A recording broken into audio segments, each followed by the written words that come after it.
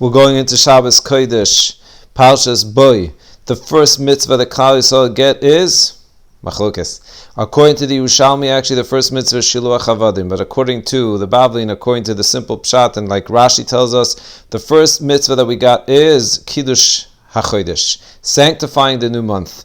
And I think it's so amazingly connected to the topic that we've been discussing the past 3 days, a very crucial and important topic of the Super Bowl, because it's nogea to so many of the world, but especially so many of us, Achenu Yisrael, the Jewish people.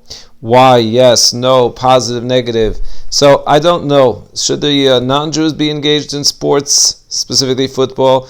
I personally would prefer basketball, as I pointed out, and not stam because I like basketball more, because I think that, of course, even the non-Jewish world, the entire world should try to elevate themselves, and I don't think football fits into that category. But for sure, it keeps the world busy, and as I once heard from Rabbi Daniel Aron, sports is a wonderful thing to have in the world, and I personally have no problem with that. But when the Jewish people are being sold to this world of sports, and specifically the playing of sports, I don't mean the exercise part of it, that's where the danger is. And why? So we began discussing such an important topic as the definition of Judaism, and if it fits a definition of Judaism, usually you'll be able to answer whether I should do something or not. Sometimes we're not sure, should I do, should I not? Take the definition of Judaism, you'll have the answer. And I want to take it a little bit deeper. We discussed that the purpose is to refine ourselves, to make ourselves better people. Why? Because our job, first of all, is to be that holy nation that's supposed to inspire the world. And number two, by doing so and refining ourselves, as you said, we'll be able to connect to Hashem and have the greatest pleasure, which is what Hashem wants to give us. But I think we could take it a little bit deeper in order to make ourselves more refined.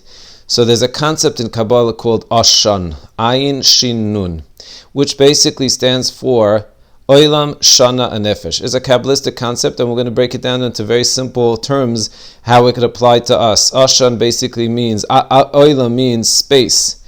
Shana is time, and Nefesh, of course, is the human being. We have to, in this world, as much as we can, transform, bring godliness into time, into space, and into the human being. And therefore, look how beautiful we began, in fact, in this week's parsha. I think the 3 mitzvahs really cover these 3 concepts. Space, we transformed our houses with this interesting, strange, I would call it custom, of putting blood on our posts and the mashkof and the lint, or whatever it's called, the top part of our doorway, signifying that our house is different than the Egyptian houses. Number 2, of course, time. Kiddush HaChodesh, the first mitzvah that we got was about transforming time, being mekadesh. What does Kiddush mean? I always point out, Kiddush means to designate a day for a higher elevated experience and purpose. That's Kiddush HaChodesh. And number 3 is Nefesh, of course, which is us. We transformed ourselves. We became a different people. We began the transformation from being Am HaNivcha. That's how we have to be able to judge anything that we're involved in. And therefore, going to the Super Bowl is an easy way of analyzing, are we transforming ourselves when we watch a game, especially a game that has people knocking each other out and concussions and everything else that is involved in these games, and of course, all the other things that are involved. That is the amazing connection, but I want to take it even further. Listen to this. There's another mitzvah that we got in this week's parsha. What was that mitzvah? The mitzvah was a Korban Pesach. Mishchu ukchu lachem. It says, pull yourself away, Chazal say, from the Egyptians. Transform yourself. But here's an interesting aspect. One of the mitzvahs that we have is the Korban Pesach, and part of it is don't break the bone of the Korban Pesach. Why? Says the Chinuch, an amazing thing. You know why you shouldn't break the bones? Because listen to his incredible language, and you should read it to yourself and the kids. Says the Chinuch in the mitzvah of Kiddush HaChodesh. 1 second, he says the following.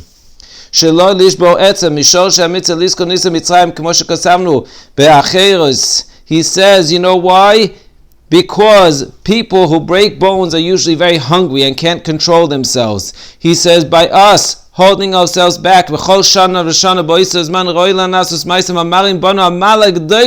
how great we are. We raised ourselves. Fascinating, we're kings, and we have to act like kings. It's a special gift that we received to be the holy nation, and we have to make sure that we do so. Have an amazing Shabbos.